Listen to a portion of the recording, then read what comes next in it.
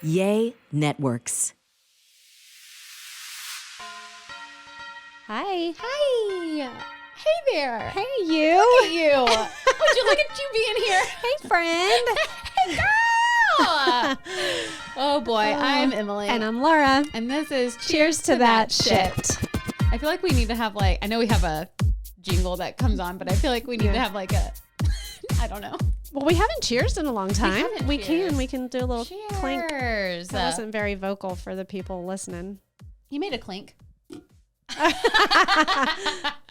I don't know what that sounded like. Clink. That was heavy duty. How's life? You had a fun weekend, right? No. Well, yes, but I mean, that's subjective. That's true. It rained and it was cold all weekend. But didn't y'all have a surprise guest? Yes, I had 2 surprise guests actually. Oh, I only know of one. Well, yeah. So, an army friend of Ben's came in for the weekend, which was great. We hadn't seen him in a couple of years. He had been deployed, so it was nice that he was back and spent his weekend with us. But then I had set him up in one of my spare bedrooms, and he was just like, "Oh, thank you, Miss Digi, so much." Yeah, it was great. And then Saturday, it was like 10 o'clock, and I'm in with the puppies, and I'm looking out the front window into the street, and I see this car pull down the cul-de-sac at like 10 o'clock. And I was like, AM or PM? PM. Oh. And I was like, who is that? And I'm looking, and I was like, is that Anthony? So I go running outside. So Anthony and his girlfriend pull up. Then, so we're all up until like 11:30, 12 o'clock. Yeah. And I was like, oh crap, they're going to go take that bedroom because it's Anthony's bedroom. So then I was like, Josh, so he's like, it's fine. It's okay. I'll sleep on the couch. So he ended up sleeping on the couch, and I just had a bunch of people in my house. Why didn't he sleep in the other room? Do you have 2 rooms? Mateo. Oh, Mateo. Yeah, he's home from college. So every bedroom in my house is full. Aww. And my dog Lucy had eaten something yucky in the yard and had like 4 days of diarrhea. So that was super fun, on top of the 9 puppies that I had. And the weather was on point. Yeah, it was great. Was pouring rain, just miserable. And one day it was a little balmy, and then the next day it was like actually cold. Yeah. It was the worst weekend ever in terms of that. Yeah. It made me, I literally took a 5-hour nap one day. Like I laid back down at 10:30 in the morning and woke up at 4. I've never in my life taken a 5-hour nap. It was just sucked the life and the energy out of me. It just just a little spout of seasonal depression. Yes, in summer? exactly. Like what do you call it? Your circadian Your clock rhythm. I think it's a something word. Anyway, that was not working. So I stayed in pajama pants and a t-shirt for like, I don't know, Friday, Saturday, Sunday, Monday. Nice. But the sun's out today, so I'm a whole different person. So now I'm happy and ready to be here. Well, keeping with the down and depressed. Hey, I turned that around. Today is Buggy's last day of preschool. That's not down and depressed. That's it's baby milestone. Bittersweet. It is bittersweet. Uber bittersweet. And I cried like it makes you a baby this morning. morning. It makes you start to realize how fast things move. It's crazy because it does feel very fast, but it also doesn't. Yeah, it's weird. Like it also doesn't feel fast. And it's more like, I think I'm more, and I don't know if any other parents out there feel like this, but I feel more like overprotective of her going into a new situation. Yeah. Like, I mean, I don't want people to be mean to her. She has such a good spirit. She's so kind, but she's like, well, there's nothing like elementary school to squash that really dream. Just push it straight down. But she's very much like you, and my mom is this way as well. Like tenderhearted, so sensitive, like super empath, very but she's great about like, hey friends, everyone come over here, like we're all gonna play together. And then when someone's mean to her, it kills her. Yeah, you need to put her into martial arts or something. I know, because she has like 2 really good friends right now. Well, 3, but like 2 of them are very much like me, and like when we go out and if someone is mean to you, I'm like, what the fuck did you just say to her? Those are her people. Yeah. But like she doesn't have. So interesting. She probably attracts that because of her personality. and I've had people say that to me before because a lot of my friends, a lot of the That's people that I'm true. closest Yeah. to are very outspoken. Yeah. And I just I wonder. feel like Lindsay's really quiet. I don't know what you're talking And, you know, and Stephanie and, And like Pam, they're yeah, all they're all very very- like, what? Get away from my friend. Yeah. Like, I'll And- fuck you up. Yeah. That's how I feel. I'm like, I need her She- to have somebody like me, Yeah. like I am for you, so that she's not like in kindergarten. And then I'm like, are her teacher's going to give her hugs because she's just so little. Yeah. That'll. So I went on a walk this morning and cried, and I'm like wearing sunglasses, and this morning it was still cloudy. And so I'm sure people were like, lady. And I'm like, it's fine. Like, don't look at me. And I'm hugging Ryan, and he's like, okay, babe, like you're good. And I'm like, just allow yourself to have those moments because Yeah. there'll be a lot more of them. And don't worry, you'll get your opportunity to be like, what the fuck are you doing? Get away from my daughter. yeah, no, Those are just coming. You just wait. those are going to be You good just wait. moments. So, but yeah, no, he was like, just, appreciate the accomplishments. Like, this is a big milestone. moment. Yeah. And I was like, I am, but I also am. Well, It's not- like it's a chapter closing and a chapter beginning. yeah. So it's like you're it's such a reflecting mix and you're of looking emotions. forward. Yes. And that is called parenting. And that is called hello. Welcome to life. Yes. Welcome to the rest of your life as a parent. But I feel like this works really well with what we're talking about, with stress and just dealing with mental health.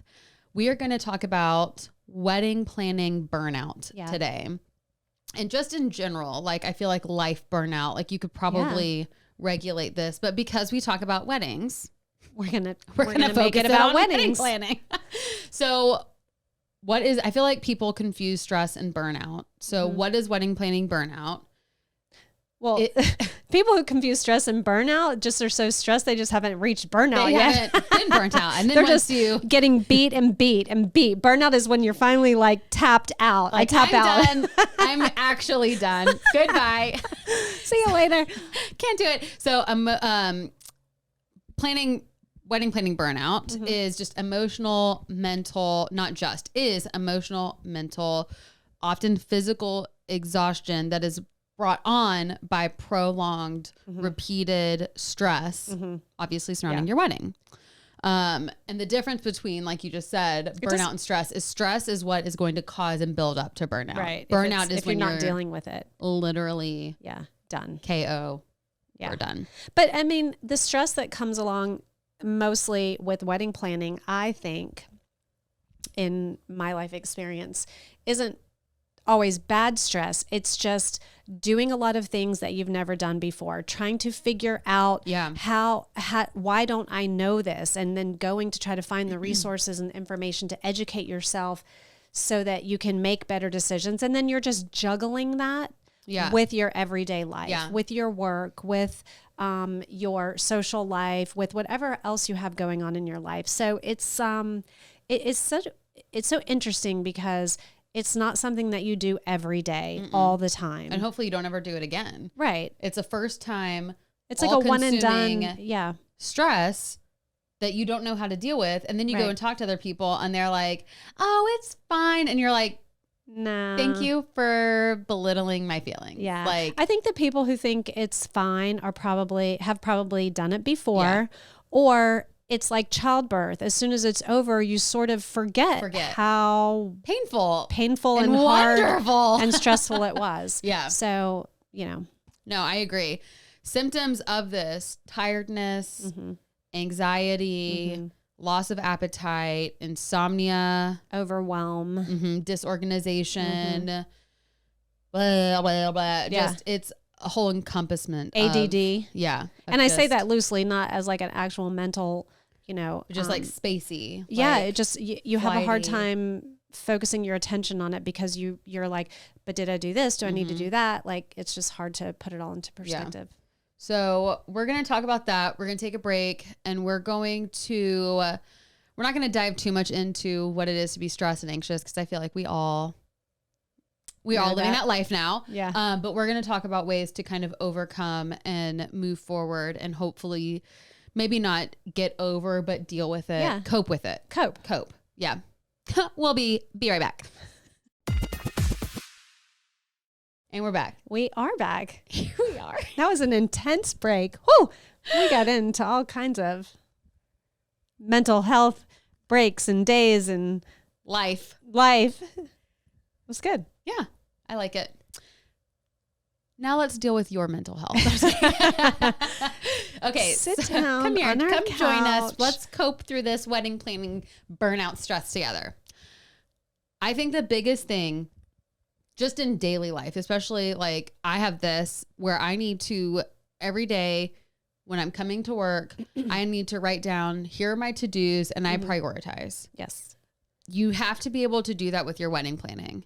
Check off things in order of importance. You don't have to book a venue, get your invitations out, have your save the dates, and get your rentals in order in the same week. That does not have to be done. Right. Make a weekly whatever. But you have to prioritize things. Yeah. Well, I mean, there's so many timelines out there, like wedding planning timelines that will tell you, 18 months out, 15 months, 12 months, 3 months, they're all of these countdowns, and those are all super helpful. I mean, we even have one, we even have a planner with our business that we give away to couples, but they're guidelines. Yeah. There's no hard, fast rule on that. No. So you have to kind of look at what you have and kind of structure it out to what type of wedding you're planning and then prioritize it. Yeah. And there's just some things, maybe you need to focus all your energy on that one particular task, but then, you can take a break and then knock off another 10 tasks that are a lot easier to do. So prioritizing is definitely very important. Yeah. What was that saying? I feel like I hated it, but it was like one bite at a time or something. Or how do you eat an elephant? Yeah. One bite at a time. I hate that saying, but that's literally what this is. It's so true though. And there are so many things like that. And I'm like, what does that even mean? Yeah. And it took me a long time to kind of understand that, but I'm super into organization and lists and task management and project management. Like that's my jam. I get a little overboard with it, but for the most part, it's helpful and it has been to me and my business over the years. But the elephant just, symbolizing this big, huge, your wedding. Yeah. This big, huge event or this big, huge thing. And the one bite at a time is just, you can only absorb what you can absorb. Yeah. Like one little bite at a time. Yeah. Yeah. And setting realistic deadlines. That would be the next thing, is just like, if we're going to talk about planning, and I need to get my invitations out. I need to do this. I need to do this. You're at some point in wedding planning, and if you don't fall behind, good for you, but you're going to fall behind. Well, at some point you're going to get overwhelmed. You're going to be like, and then you're going to stop. Yeah. Just what needs to be done this week? Right. What needs to be done by the end of the day? Yeah. And if you're, a tax accountant and think you're going to do all those things by Friday when tax day is the following week, then that's not going to happen. No. So you have to be realistic with what you have going on in your life. Yeah. Like if your job is very demanding and it's end of the quarter or something's happening, you're not going to do not put that pressure on yourself to get those 5 things done by the end of the week. No. Yeah. It's not going to happen. No. And I think there's a good, having, realistic timelines being as okay, what needs to get done? Do I need to do anything today? Mm-hmm. Do I need to have anything done by the end of the week? Mm-hmm. What has to be done by the end of the month? Right. Where are we? How far away is the wedding? What has to get done? There are going to be weeks where you don't have to do anything. Mm-hmm. You know what I mean? Yeah. But it will still consume you. Thinking about it. Yeah. It's an all-encompassing thing. I'm getting married. Okay, have I done this? Have I done this? Or you just fantasize about it. Oh my God, I can't wait. And yada, yada, yada. My dress, my whatever. Right. It's you just can't help yourself. Right. But be engulfed. Yeah. It can be very overwhelming. And then that's just kind of getting to that whole topic of burnout. The stressful things that just keep piling on and piling on and piling on can lead to, and in fact probably will lead to burnout. And that's where you don't want to be, because then you just become paralyzed. Yes. Paralyzed. We know that. I mean, that's something that both of us in our personal lives have dealt with. And so this is, I think how the world is today, this is what we were kind of talking about over the break, and we won't get so passionate about it, but how the world is today is there are parts of me where I'm I am glad that people are opening up about mental health more, mm-hmm. and there are better resources out there for it. Of course.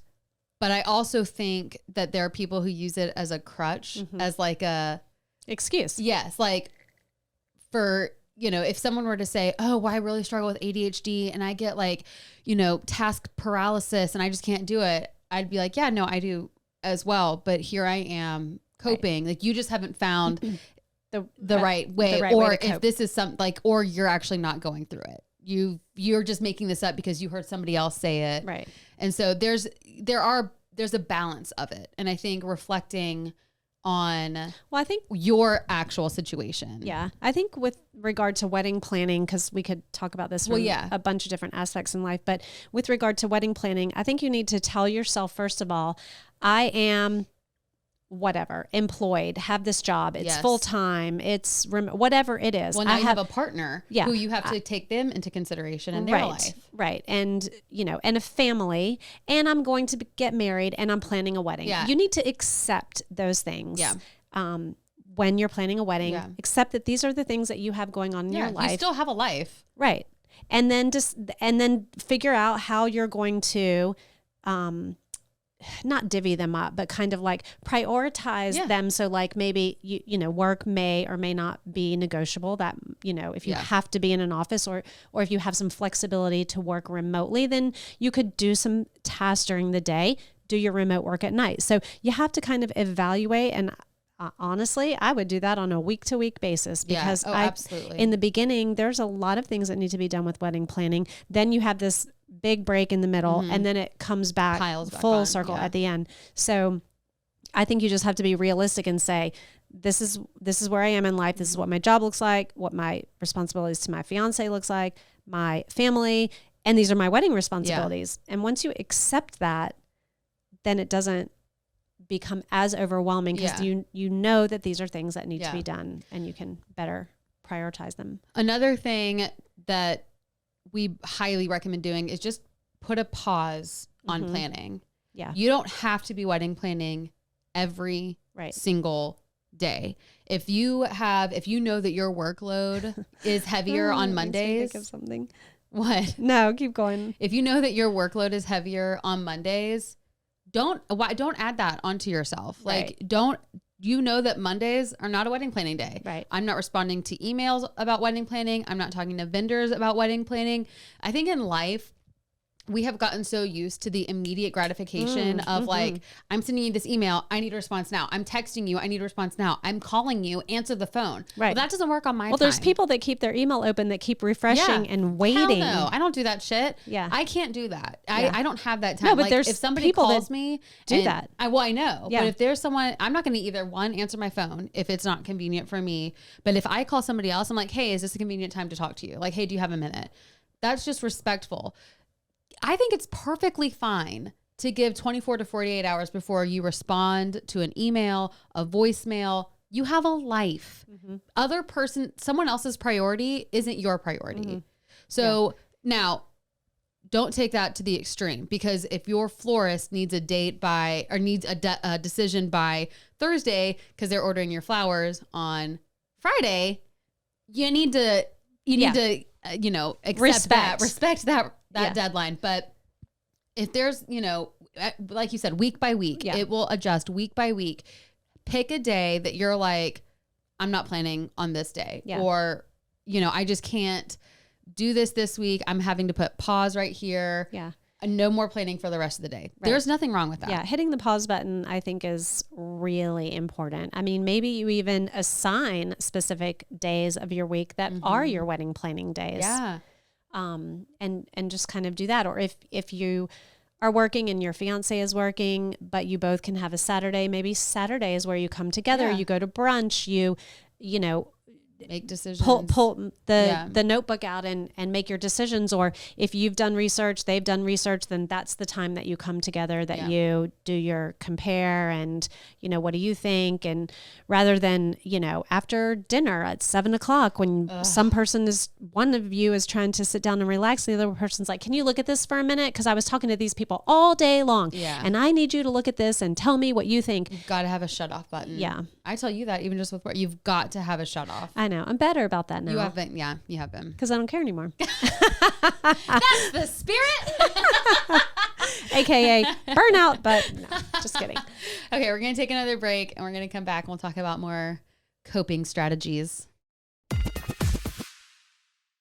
And we're back. We'll be more lighthearted.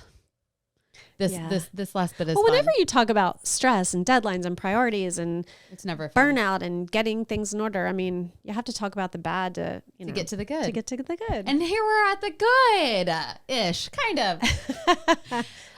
The biggest thing that I think in general people have struggles with and don't want to like maybe put their quote unquote burden on somebody else. So people don't lean on their support systems. I'm classic for that. I like to bottle it all up inside until I burst out into a rage. So lean on your people. Yeah. That's what they're there for. Right. You want people to lean on you. Right. So you lean on them. This isn't practice what you preach. Yes. This isn't something that you're going through for the rest of your life. This is a temporary stress. It's a temporary burnout. You have your partner, you have your parents, hopefully your friends, someone, you have other people outside of your wedding planner, which you can also lean on them. Yeah. You're literally paying them Right. to be your support system. Right. Like that's actually their job. I think the best support system would be other people who have gone what you've gone through, because there's no one better to understand what you're feeling than somebody who's done that as well. I think just knowing that your feelings are validated, which we can kind of bleed these two together, is setting up therapy sessions. Like that could be someone that you lean on for support as well. And I think it's just, you've got to have someone to sit there and kind of almost pretty much be like, no, you're not crazy. This is stressful. You need an outlet. Yeah. You need an outlet. So utilize those people. Find someone. If your best friend's gotten married, be like, hey, did you ever feel like this? Yeah. And they're going to say, yeah, I sure did. I would suspect, I'd probably put a lot of money on this bet. 9.99% of the time. Ooh, okay. If you're venting to someone who's been through it, they're going to be like, girl, just let it go. You're stressing about, like, it's going to be fine. It'll come together. Which is shitty. Yeah. Because that's like, no, I need you to be up here with me right now. Like, I need you to put yourself back in my shoes. Well, no, I don't mean that. I just mean like all the things that you're stressing about, that you're obsessing about, that you're like are end of the world situations, like, you know, gray blue or sage green. Yeah, they ran out of my forks. Yeah. Like they don't have these color glasses. I have to have this glass. And all of that is, it doesn't matter. It does matter. Well, but in the moment though, it feels like in the moment, it is a very big deal. And I think when you have those people that are like, it's fine, just let it go. It's kind of like, no, this is my wedding though. And this is what I want. And you're telling me that I'm being ridiculous. And it's like when you have good example, when Ryan tells me to calm down, I'm like, ooh, well, now I'm about to go 100% the other way. I don't mean that it's not validating. What I mean by that is the people, your therapy, your confidants, your people to help you relieve that stress, relieve that potential burnout, are the ones who have been through it before. And even though they say it'll be fine, it's in the end, it's not a big deal. It is now, but don't let it overwhelm you. Don't let it go further than what it's already festering into, because come that day, it will look good. Even if the glasses were the different color, the place setting's still going to look perfect. It's not discounting what they're stressing about. It's just validating that. Well, but it's the unknown for them. You know what I mean? Like they've never gone through it, so they don't know. Like I have a great story time for this. When my best friend was getting married, I won't say she was a bridezilla, but she was very wedding stressed. Like she was very overwhelmed. I wouldn't say that she was burnt out, but she was very stressed out. Yeah. And her and I were getting in an argument about something. I don't even remember, like maybe like hotel stay, or I was just trying to figure out like final details for myself because I was maid of honor. So I was coming in earlier and I was like, okay, obviously I'm not staying. Like, I just need to know what hotel. I think that's what it was. Like, what hotel? Is there a room block? Just let me know. Like, and me being just who I am, I'm like, why can't you just answer this simple question? Like, what the fuck is the hotel? And is there a room block? Right. I obviously caught her at a horrible time, and me not ever going through it or being compassionate, I just was like, what the fuck is your deal? Like, why are you being crazy that was right one now? of 3,055 tasks she had on her mind. Her mom ended up having to call me and be like, Emily, we're going to get your hotel room. This is the hotel you're staying at. Please give her some grace. Like, you've got to calm down for a second. And I was like, I'm not overreact. Like, I haven't done anything. Yeah, it's just a question. Yeah, it was just like, I wasn't yelling at her. I wasn't like, what the fuck? I was just like, hey, can you tell me what hotel this is again? Because like, you haven't told me. And I even was like, Ryan, did I just yell at her? And he was like, no. And I was like, but obviously how she took that was like, that was her breaking point. Well, that was like the needle. Yeah. Straw that broke the camel's back. Like, I can't answer one more question. And I think that's where, when you lean on your support system, when you seek therapy, there's nothing wrong with it. Highly recommend it. That person is there to kind of sit there and say, okay, here's how this happened. Mm-hmm. This is the other person's viewpoint of this. Mm-hmm. Well, they help you put things process into perspective. it. Yeah. But even your support system, if you're like, hey, wedding planner, I can't answer any more questions today. Yeah. I can't fucking do it. Yeah. They will take on those tasks. What is that called? Handoff? No. Delegate out part of the wedding planning process. That works great for all the control people I was out just there. about to say, I can't do that because I have a control issue. But same. But there are things that you could like. I can't think of any because I'm not going to let it go of a task because I have a fucking problem. Like, there are things that you can at least say like, hey, I need your help with this. Like, I'm not going to give off full control, but I need you to stuff these envelopes run for me. interference. Yes, yeah. Like, there are things that you can do. The last thing that we'll talk about is do something that makes you happy. So not only put your wedding planning on pause, but have a date night.